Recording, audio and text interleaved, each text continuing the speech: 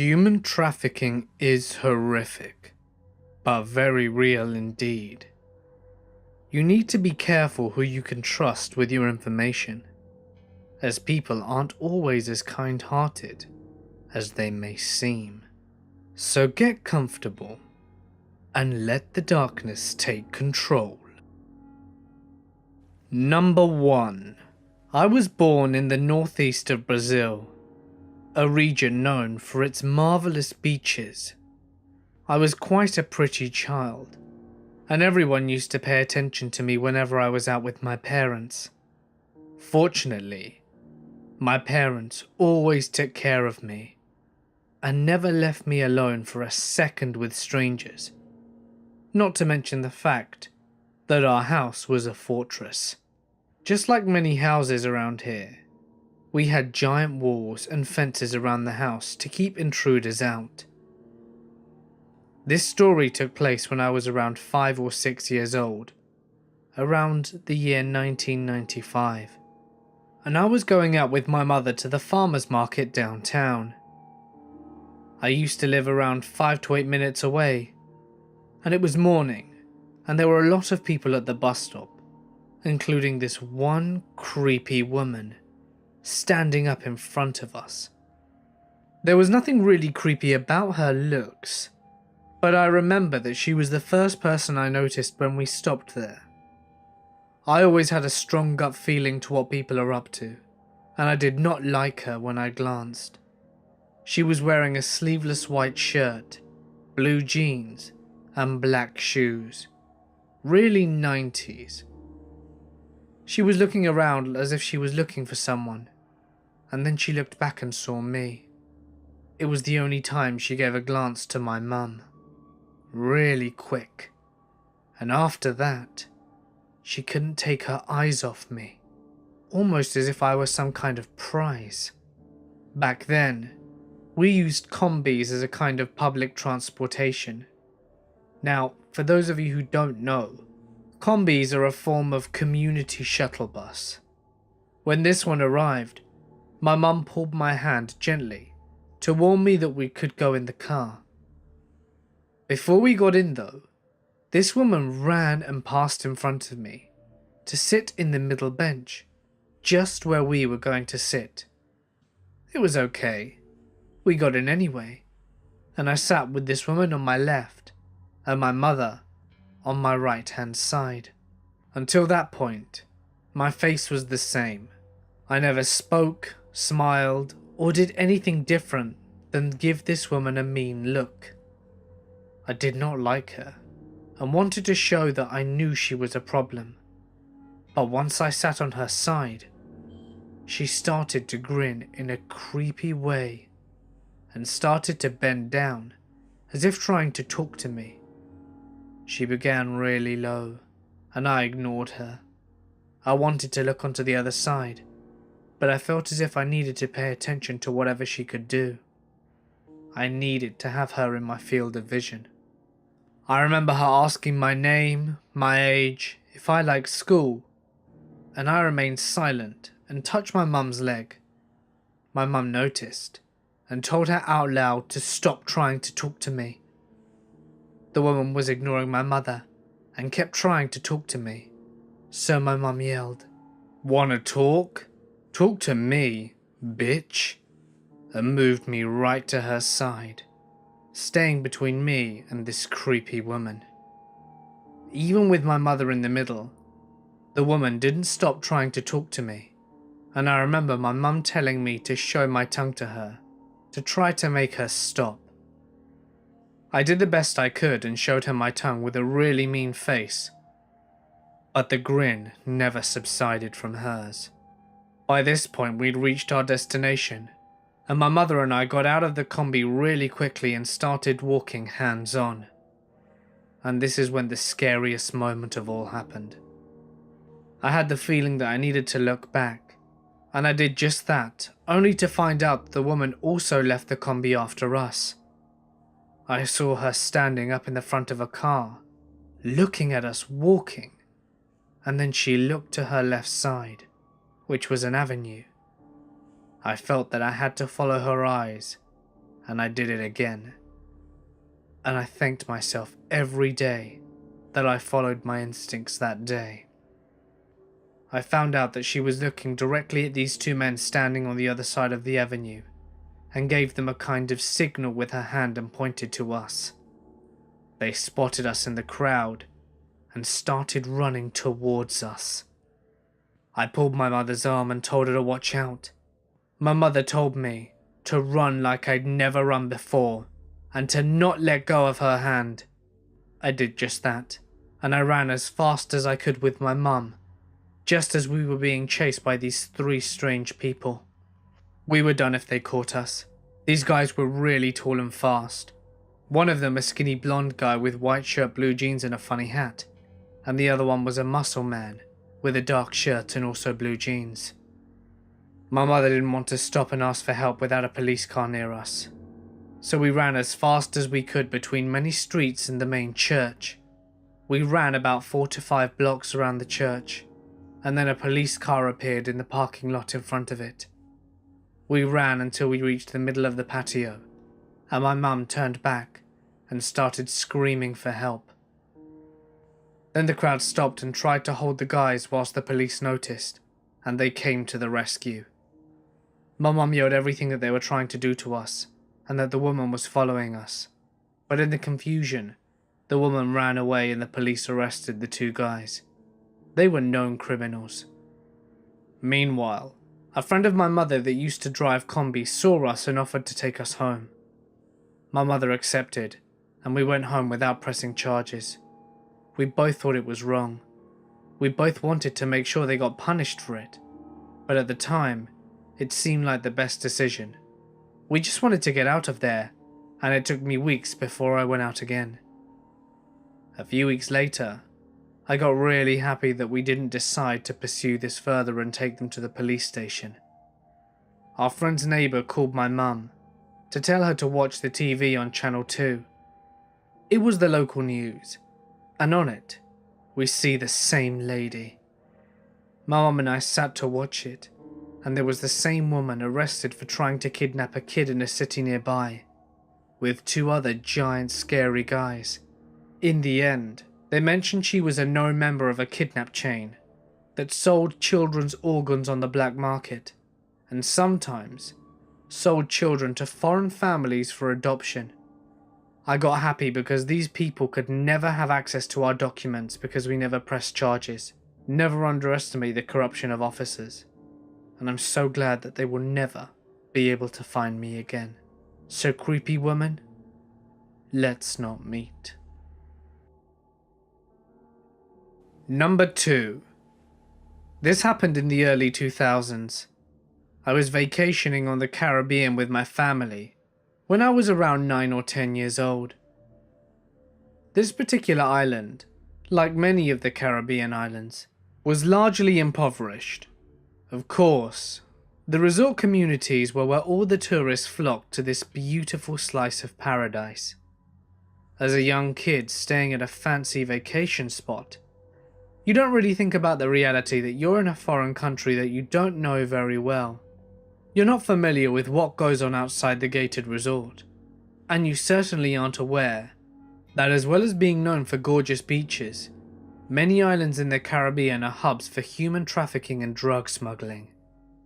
The sheer sketchiness and what I'm about to describe didn't fully hit me until years later when I was in high school, reading about the disappearances of Amy Bradley and Natalie Holloway, who both vanished whilst vacationing on the Caribbean in the late 90s and early 2000s. One night, I left the resort with my family to go to one of those sunset boat ride sort of deals.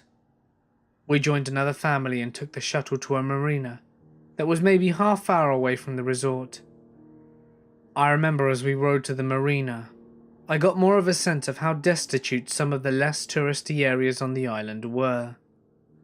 I saw many of the locals living in small, ramshackle huts made out of salvaged metals that was the landscape of a very much barren desert, unlike the lush gardens that were watered daily within the walls of the resort.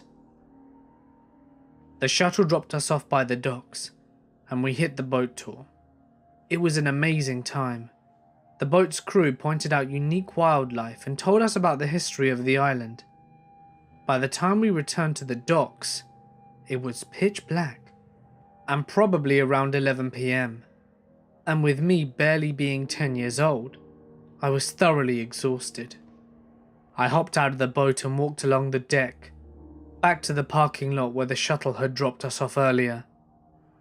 My parents and the other adults who were with me didn't really seem to be paying attention to me, thanks to Captain Morgan and Stella Artois. And by the time they'd gotten off the boat, I was probably a decent 200 feet ahead of them. Now the marina itself was very well lit, but as soon as I turned the corner to the parking lot, I may as well have fallen into a cave. I could hardly see a thing. I squinted my eyes to try and see if the van that we'd arrived in was parked nearby. But after a few seconds, somebody suddenly grabbed my shoulder very tightly. "Who did you come with here?" The voice was scolding, accusatory, and I immediately began to freak out because I thought I was in trouble. "Somebody drove you here." I began to speak to try and explain that I was with my family and they're waiting for our driver, but the man cut me off. "You drove here with me. Here, come to my car." At this point, the guy began pulling me further and further into the dark parking lot towards a vehicle I'd never seen before. I wouldn't even say that I was panicking at this point. I was very confused, and I knew that something was definitely not right about the situation, and didn't want to get into trouble for not listening to the guy. But as he continued to pull me towards his car, I realized that it was too small to fit the number of people who I'd arrived with. And this was when I started to get really scared and pulled back against the guy, trying to break his grip. I was about to raise my voice and start screaming, when suddenly a set of floodlights turned on and lit up the parking lot. My parents and the group of people we were with turned the corner, and the guy immediately let go of my arm. I looked up at him, and I recall that he looked scary. He was bald and had scars all over his face. He was probably in his late 40s. Clearly, he didn't realize that the entire group of people were just 30 seconds behind me. His eyes were wide and dumbfounded, and he had an "oh shit" expression on his face. One of the men who worked at the docks called out and said something to him, but he sort of just threw up his arms and shrugged and quickly walked away. On the way back to the resort, my father asked me what the guy wanted from me, and in my childish naivety, I said, I think he thought I rode in his shuttle, and that I was lost or something, and apparently this explanation was perfectly reasonable, because we never spoke about it again. Anyway, I guess the moral of the story is that if you have young children and like to take them with you on exotic or unfamiliar locations, remind them to be smart and keep their guard up, even in paradise. Number 3. Between August 2012 and June 2013, I was 20, and my boyfriend Ryan was living abroad in Trieste, Italy as a teacher. We're both from New England, and I was unfortunately stuck at home from my junior year of college. 10 months is a long time to be in a long-distance relationship for. So, for Christmas, my parents told me I could go visit Ryan over his February holidays, which fell on his birthday and Valentine's Day. In short, it was perfect. When the time came, I sat at the airport and sent Ryan a quick goodbye and happy birthday via text message, as I knew that I wouldn't have service on the flight or when I got to Europe. He wasn't able to meet me at the airport because of work, so he texted me the directions about what to do when I landed in Trieste. The directions went something like this: when you land, go out to the buses. Get on the C bus and take it for about 45 minutes. At the end, you'll be at a train station, and I'll meet you there. It wouldn't hurt to get a map or ask someone for directions if they speak English, but if you follow my directions, you should have no problem. This all seemed pretty straightforward, but to me, I was sitting on a bus, I couldn't help but feel like I'd done something wrong. You know how it is. You're helpless and you always assume the worst. And I was pretty helpless in a foreign country with little knowledge of the language and no travelling companions. So naturally I was worried. I decided to try and communicate with the woman next to me just to calm my nerves. Scusi, inglese? Parlare inglese? She made a face and held up a finger to show me she spoke a little English. Oh, grazie. I'm looking for the train station. Stazione treno? Dove? I pulled out the map I got at the airport and pointed to the train station. She smiled immediately. Sì, vengo con me. Which I'm pretty sure meant come with me. And even if it didn't, she seemed to know where I wanted to go. And after viewing the map, how could she not? About 15 or 20 minutes into the ride, the bus stops in a really sketchy looking part of the city. The woman stood up and made a come here gesture with her hands. I looked around at all the buildings outside and didn't see a train station anywhere. Ryan had been adamant that I wouldn't miss it, and I'd only been on the bus for half the time he said it would be. Alarm bells started going off in my head. This woman was being so insistent, yet she knew exactly where I wanted to go because I'd shown her on the map, and this clearly wasn't it. Then she grabbed my arm and tried pulling me out of my seat. I'm not having any of this, I said. No grazie, ciao, and waved goodbye. She looked really irritated, but she seemed to give up. I heard her mutter something I couldn't understand in Italian, and that's when 5 dudes stood up from all different parts of the bus and got off with her. The 6 of them were clearly together, yet she'd sat next to me, and had not once talked to any one of them during the course of the 20-minute bus ride. I was a little more than creeped out, but I made it to the bus stop without any further incident, and about half hour later, I mentioned my experience to Ryan, and the 2 of us laughed it off, joking that it could have ended up like the girl from Taken. I may have been overreacting, but sometimes I really wonder. Italy, Trieste in particular, is known for human trafficking. A huge ring was just busted in May of last year. I feel that lonely young foreign travellers are probably pretty easy prey for them, and luring a young girl with a woman, and then using strong men to take her, doesn't seem that far out of the realm of possibility. Bad people or not, it was pretty scary for me, and I'm glad I had enough sense to stay on the bus. Who knows where I'd be now? So sketchy Italian lady and friends, let's not meet again. Number 4. Just let me start off with a bit of background info. At the time that this occurred, I was in a nursing school and struggling to get by. My dad killed himself when I was little, and my mother turned to alcohol after that, so I didn't get much help there. But I was determined to get my degree and have a stable life for myself. I lived in a really crappy ghetto apartment in the scariest part of town. I'm talking gunshots at least once a week, needles on the sidewalk, and the random hours required for clinicals made it hard to hold down a good job. Plus, I didn't have any transportation besides my bike, which was on its last legs. Long story short, I was having a very hard time and looking for any way to make money. Q Jane. She was a good friend of mine who I'd known since freshman year.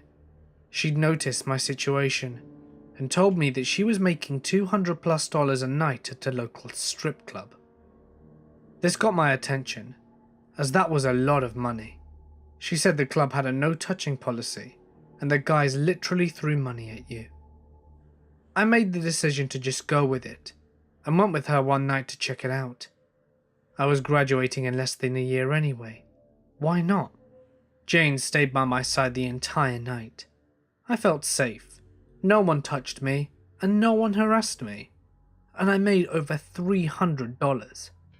I was ecstatic. The best part was that I chose my own hours. and I could make sure work didn't interfere with school.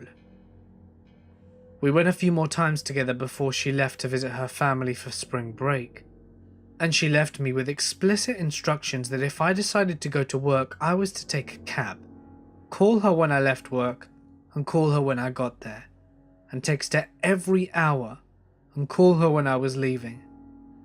This seemed like overkill to me, but I agreed. I finished all my classwork early one night and thought, since it was spring break in a big city, I could probably earn a few $100s extra. I called a cab, called Jane, and went to work. Everything was going fine. I was doing a great job and making more money than I ever had. I was then approached by a girl who I'd seen there before. She introduced herself as Asia, but none of us went by our real names. She talked to me for a bit and asked me where I lived. This sent off tiny alarm bells, but I figured that she was just being friendly, and named another shitty apartment complex near mine. She told me she was looking for a chill roommate and asked if I'd be interested. I was obviously taken aback, but I was dying to get out of my scary place. I asked her how much the rent was, and she said the guy who owned the duplex wasn't charging students as long as they were working. This should have set off even more alarm bells, since I didn't tell Asia that I was a student, but I completely missed that at the time. I was a little cautious, but definitely interested. She told me that she'd take me by the place if I wanted after the club had closed, and I thought there'd be no harm in looking. I called Jane and told her about the situation. She became very quiet and asked me what the girl's name was.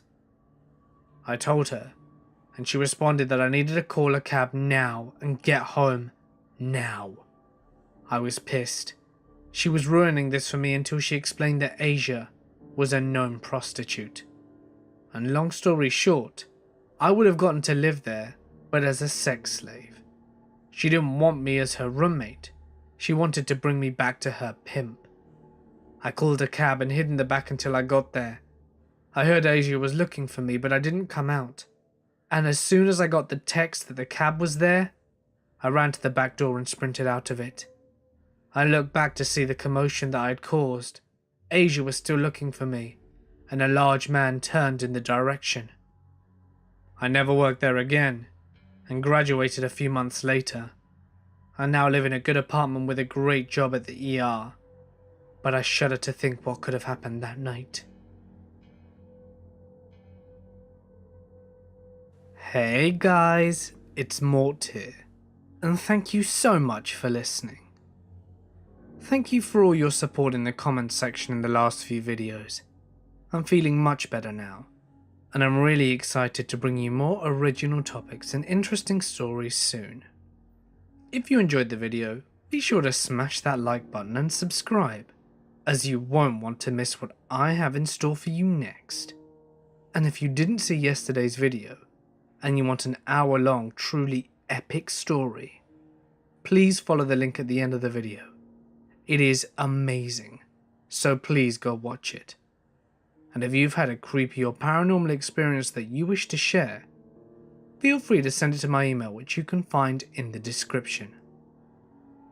Did you know that I had Instagram and Twitter, which you can now follow me on for some cool updates and behind the scenes? No? Well, it's time to get following, at the Mortis Media. But anyway, for now guys, I'm going to sign off. Stay awesome, and I'll see you in the next one.